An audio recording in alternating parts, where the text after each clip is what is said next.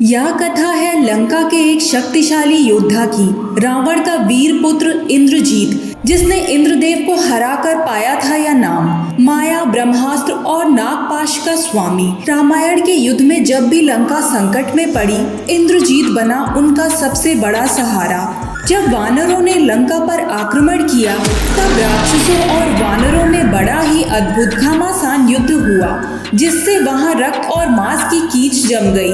बाली पुत्र अंगद के साथ महातेजस्वी राक्षस इंद्रजीत उसी तरह भिड़ गए जैसे त्रिनेत्रधारी महादेव जी के साथ अंधकासुर लड़ रहा हो। जम्बूमाली के साथ वानर वीर हनुमान जी ने युद्ध किया। दुर्जय वीर, अग्निकेतु, रश्मिकेतु, सुक्तंग और यज्ञकोप, ये सब राक्षस श्री रामचंद्र जी के साथ जूझने लगे। महाबली जम्बूमाली रथ पर बैठा हुआ था। उसने कुपित होकर सम्रांगण में शक्ति द्वारा हनुमान जी की छाती पर चोट की, परंतु पवन नंदन हनुमान जी ने उछलकर उसके रथ पर चढ़कर तुरंत ही थप्पड़ से मारकर उन्होंने उस राक्षस के साथ ही उस रथ को भी चौपट कर दिया। जम्बूमाली मर गया। उधर अग्निकेतु, रश्मिकेतु, सुक्तंग और यज्ञकोप नामक राक्षसों ने श्री रामचंद्र जी को अपने बाण से घायल कर दिया था। कुपित होकर श्री रामचंद्र जी ने उन चारों के सर सम्रांगण में काट डाले। उस समय रात्रि युद्ध होने लगा। दूसरी ओर अंगद ने इंद्रजीत को घायल कर दिया तथा उसके सारथी और घोड़ों को भी यमलोक पहुंचा दिया। फिर महान कष्ट में पड़ा इंद्रजीत वहां से अंतर्ध्यान हो गया। क्रोधित अवस्था में अदृश्य होकर उसने बाण बरसाने आरंभ किए। सम्रांगण में कुपित हुए इंद्रजीत ने बाणों द्वारा श्री राम और लक्ष्मण को घायल कर दिया। इंद्रजीत ने उन दोनों रघुवंशी बंधु को नागपाश में बांध लिया और उन्हें बाण रूपी सर्पों द्वारा इस तरह बींधा कि उनके शरीर में थोड़ा सा भी ऐसा स्थान नहीं रह गया जहां बाण न लगे हों। दोनों खून से लथपथ थे। जब 10 वानर पृथ्वी और आकाश की छानबीन करके लौटे, तब उन्होंने दोनों भाई श्री राम और लक्ष्मण को बाणों से बिंधा हुआ देखा। सभी शोक करने लगे। जब श्री रामचंद्र जी की मूर्छा टूटी तो अपने भाई लक्ष्मण को ऐसी अवस्था में देखकर विलाप करने लगे। तब सुशेल ने कहा, दिव्य औषधियां लेने के लिए संपाति और पनस को क्षीर सागर पार भेजो। संपाति आदि वानर वहां पर्वत पर प्रतिष्ठित हुई 2 महा औषधियों को जानते हैं। उनमें से एक का नाम संजीव करनी और दूसरी का नाम विशल्य करनी है। इन दोनों औषधियों का निर्माण स्वयं ब्रह्मा जी ने ही किया था। सागरों में उत्तर क्षीर सागर के तट पर चंद्र और द्रोण नामक 2 पर्वत हैं, जहां पूर्व काल में अमृत का मंथन किया गया था।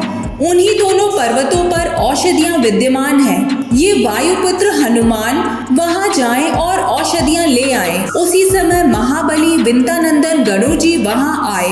उन्हें आया देख जिन महाबली नागों ने बाणों के रूप में उन दोनों महापुरुषों को बांध रखा था, वे सब के सब वहां से भाग खड़े हुए। गरुड़ जी ने उन दोनों रघुवंशी को स्पर्श करके उनके मुख को पोंछा। गरुड़ जी के स्पर्श से उनके घाव भर गए। श्री रामचंद्र और लक्ष्मण को निरोग हुआ देख सभी वानर सिंहनाद करने लगे। इंद्रजीत को ब्रह्मा जी से ब्रह्मास्त्र का वरदान प्राप्त था। वह पुनः युद्ध में आया तो उसने श्री रामचंद्र जी और लक्ष्मण पर प्रहार किए। तब श्री राम ने लक्ष्मण से कहा, सहते रहो, जब हम अचेत हो जाएंगे तब वह अवश्य लौट जाएगा। श्री रामचंद्र जी और लक्ष्मण जी अचेत से हो गए थे।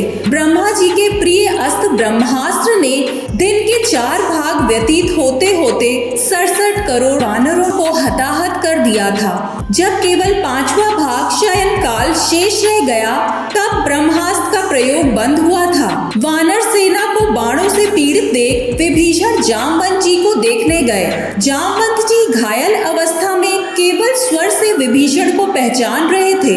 उन्होंने विभीषण से पूछा, क्या हनुमान जी जीवित हैं? तब विभीषण ने कहा, आप ना तो सुग्रीव, अंगद, ना ही श्री राम के बारे में पूछ रहे हैं, ऐसा क्यों? तब जामवंत जी ने कहा, यदि वीरवर हनुमान जीवित हैं तो मरी हुई सेना भी जीवित ही समझो, और यदि हनुमान जी के प्राण निकल गए हों तो हम लोग जीवित भी मृत के ही तुल्य हैं। तभी हनुमान जी वहां आए। जामवंत जी बोले, हनुमान, समुद्र के ऊपर ऊपर उड़कर तुम्हें हिमालय पर जाना चाहिए। वहां पहुंचकर तुम्हें बहुत ही ऊंचे पर्वत ऋषभ का तथा कैलाश शिखर का दर्शन होगा। उन दोनों पर्वत के बीच में औषधियों का पर्वत दिखाई देगा। वहां 4 प्रकार की दिव्य औषधियां मिलेंगी, जिनके नाम इस प्रकार हैं: मृत्यु संजीवनी, विशल्यकरणी, स्वर्णकर्णी, संधानी। ये महाऔषधियां हैं। हनुमान, इन औषधियों को शीघ्र लेकर आओ और वानरों को प्राणदान देकर आश्वासन दो।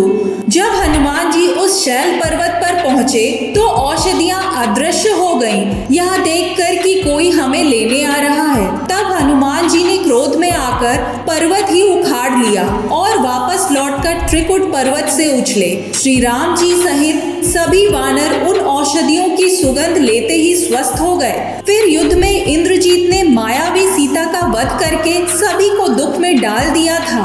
इसके बाद इंद्रजीत ने निकुंभला मंदिर जाकर अग्नि में आहुति दी। श्री राम जी मायावी सीता के वध की खबर से व्याकुल थे। तभी विभीषण वहां आए और सीता जी के जीवित होने का आश्वासन दिया।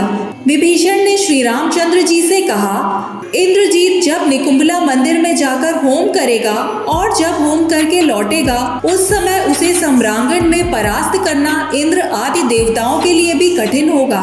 तब श्री राम की आज्ञा से लक्ष्मण वानर सेना सहित निकुंभला मंदिर पहुंचे। जब इंद्रजीत ने देखा कि शत्रुओं द्वारा पीड़ित हो उसकी सेना दुख में पड़ गई है, तो हवन कर्म अनुष्ठान छोड़कर ही वह युद्ध के लिए उठ खड़ा हुआ। लक्ष्मण जी ने पहले इंद्रजीत के सारथी का मस्तक उड़ा दिया। महातेजस्वी विभीषण जी ने इंद्रजीत के चारों घोड़ों को गदा से मार डाला। ऋषि, पितर, देवता, गंधर्व, गरुड़ और नाग इंद्र को आगे करके रणभूमि में सुमित्रा कुमार की रक्षा करने लगे। फिर लक्ष्मण ने अपने धनुष पर श्रेष्ठ बाण इंद्रास्त्र को रखकर यह बात कही, यदि दशरथ नंदन भगवान श्री राम धर्मात्मा हैं और सत्य प्रतिज्ञ है तथा पुरुषार्थ में उनकी समानता करने वाला दूसरा कोई वीर नहीं है, तो हे अस्त्र, तुम इस रावण पुत्र का वध कर डालो। इस प्रकार इंद्रजीत का विशाल सर धरती पर कटकर गिर पड़ा और उसका वध हो गया। इंद्रजीत के मारे जाने पर सभी वानर हर्ष से सिंहनाद करने लगे।